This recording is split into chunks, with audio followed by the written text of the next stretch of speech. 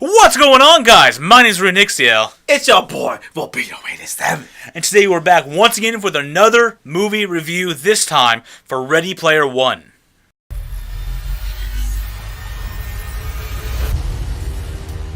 A whole virtual universe.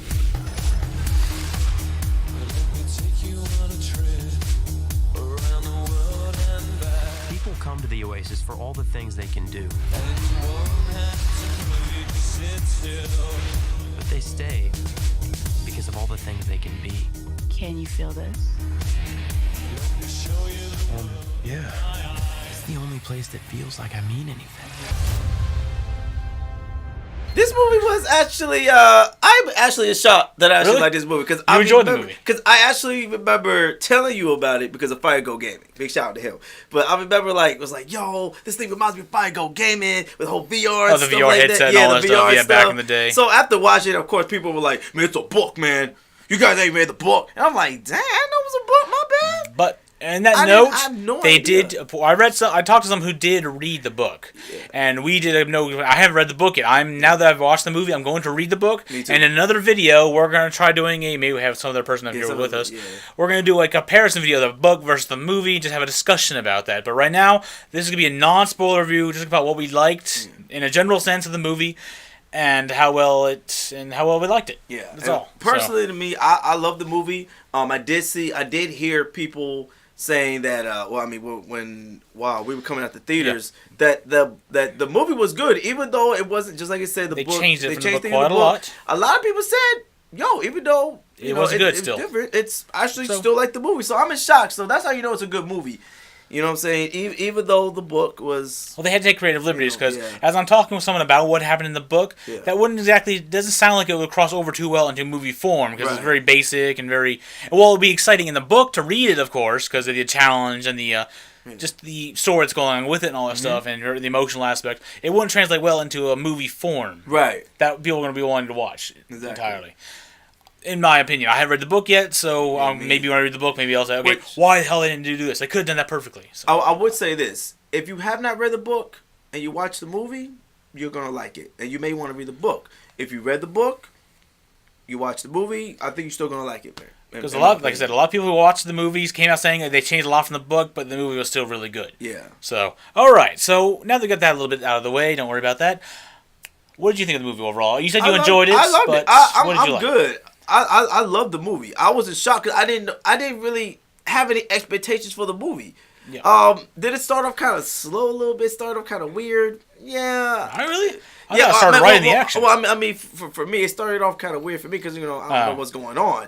Then I was like, okay, I was like, oh snap. Anyone who's seen the trailer, you know this. The movie started off about the first 5 minutes of the movie had the introduction, him talking about his world and all that stuff, and jumped right into the race. Right. You saw the trailers. That whole race scene is going on, jumping into cars and the whole going along, flying around stuff. That's apparently the first challenge they have to beat. Yeah. But they jumped right into that in the first 5 minutes of the movie. While he was playing, he was walking on, getting ready for that event, and it's pretty cool. The race is all with the graphics and the world is amazing. Yeah, I love that. They did a real good job with the graphics. They actually did a real good job of not also overloading too many new video games. Or new video game characters. There were a lot of new video game characters, but they weren't prime. They weren't the main aspect of the game. They were just people's avatars, which are it's okay. I guess. Yeah, it was cool. I was cool with that because I remember your brother was saying, they put a lot of new characters in it. The book set has most of them being all like 80s games characters, like the really 80s, 90s games characters, all that stuff from like Nintendo, Donkey Kong, and just characters like that.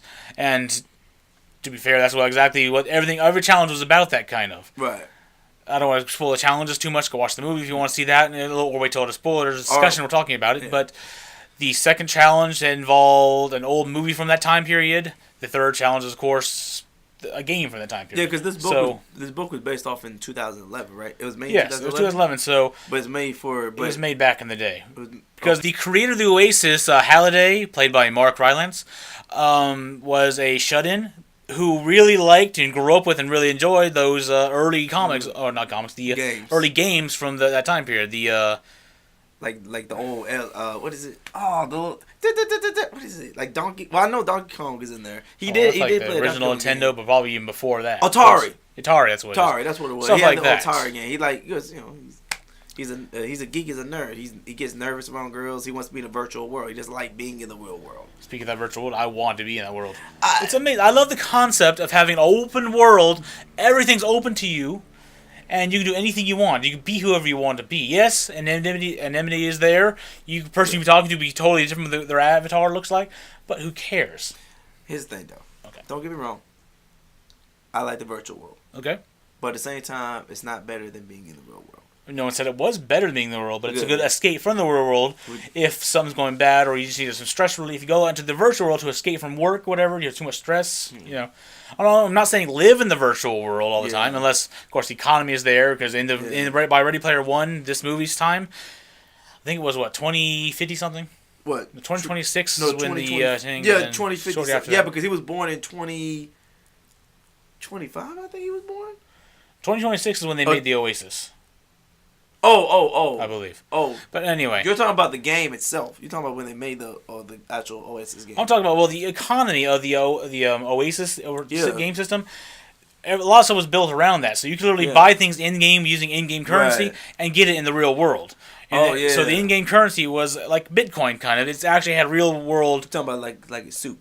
Like he bought a soup. Yeah, soup. But that's just one example of it. Right. But you can buy, and you can use in-game currency to buy anything you want in the real world as well, because there's a transfer over effect. Similar to how Bitcoin is now. It's a virtual currency or cryptocurrency, but you can still buy things in the real world with it, depending on where it comes from. Anyway, so I like that whole concept. You could literally make a living working in the virtual world. We could. Or fighting in the virtual world in this case, because a lot of people go to Planet Doom and do fighting there and collect coins that way. But that's where I know that's where. They kept showing H was a big battle over there, and H that's his best friend. H is his best friend.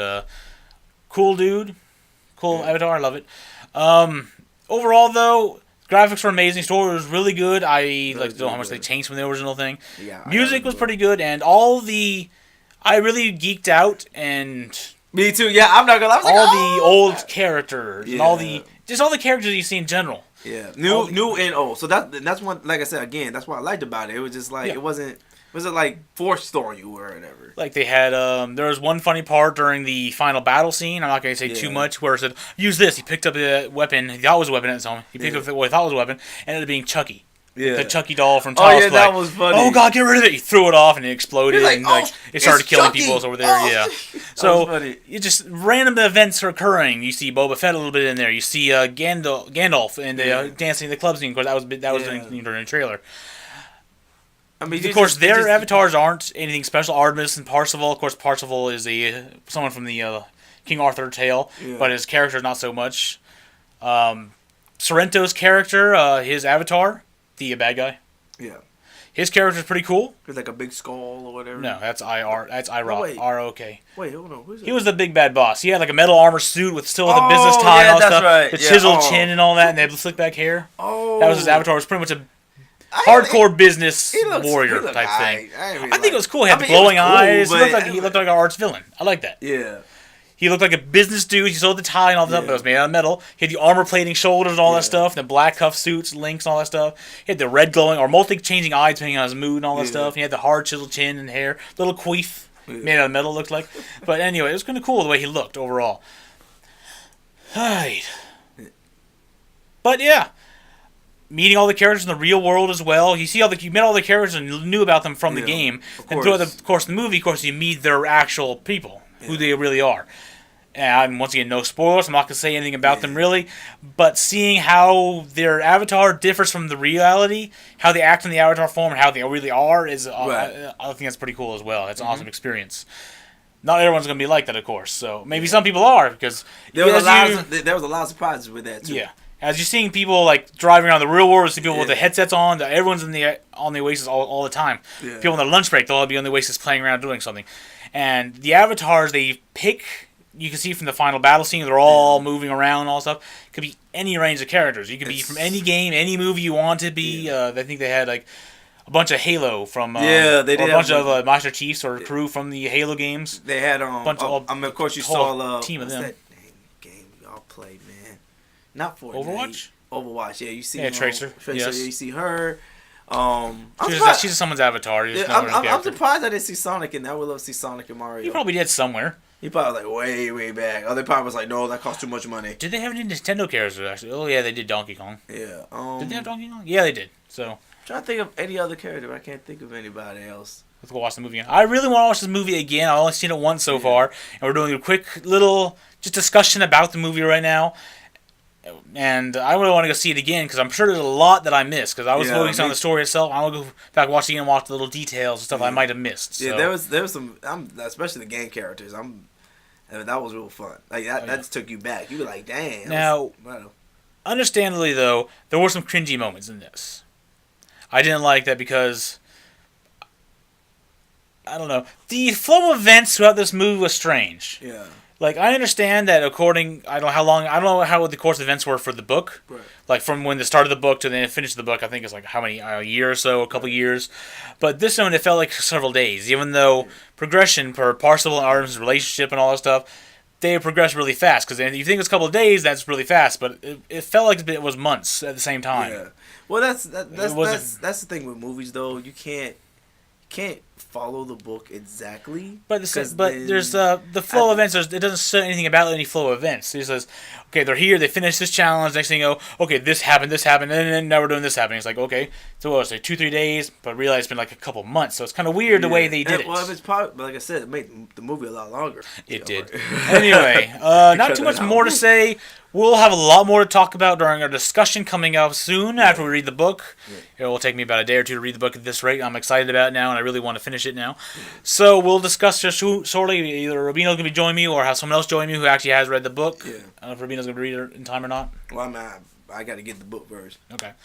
So, not too much more to say about this without spoiling too much. So, thank you for joining me today, Rubino. Hey, no problem, man. I'm really excited, man. I'm really happy that we watched it, man. I was not expecting to like this movie. I kind of was like, let's just go see it. Man, it was a lot better than I thought too. Yeah, me too. I'm glad I liked it. Yeah. All right, and thank you all for joining us today. Go check out Rubino A7's page. Link down in the description below. It is top 5 movie reviews, vlogs, and Rubino's Treasures. Rubino's Treasures. Where he shows off his ill-gotten gains. Yeah, and nostalgia trailers. That's right. I do. Like you're getting ready to the ill-gotten gain part. I look at old trailers or whatever, and I'm trying to get him on one of them. I like old trailers. Makes me feel old.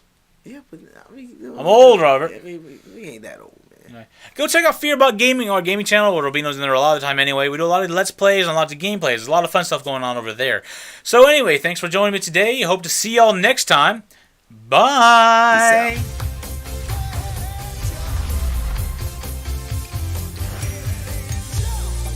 Like many of you, I only came here to escape. But I found something much bigger than just myself. Are you willing to fight? Help us save the Oasis.